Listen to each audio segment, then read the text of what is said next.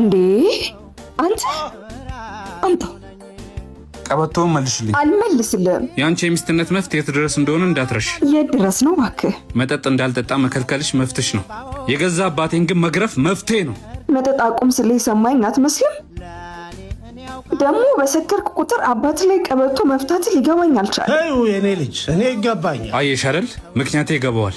ስለዚህ ቀበቶ ይመልሽልኝ። አልመልስልህም። ምንም አይነት ምክንያት አባትን ለመግረፍ በቂ አይመስለኝም። ያስተማረኝን ነው እየኖርኩ ያለሁት። የእሱን ፈለግ እየተከተልኩ እንደሆነ አስቢ። ማለት ልጅ እያለ ሰክሬ በመጣው ቁጥር እናቱን በቀበቶ ስገርፍ እያየ ነው ያደገው።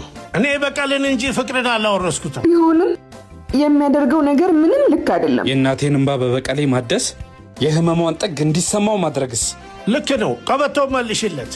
እየመታኝ አይደለም፣ የዘራሁትን እያጨደ ነው። አርግዣለሁ። እሰይ እርሱ አያት ለመሆን ይዘጋጁ። እኔስ? አንተ ሲያድግ ቀበቶ ማውለቅን በሚወርሰው ልጅህ ለመገረፍ ተዘጋጅ።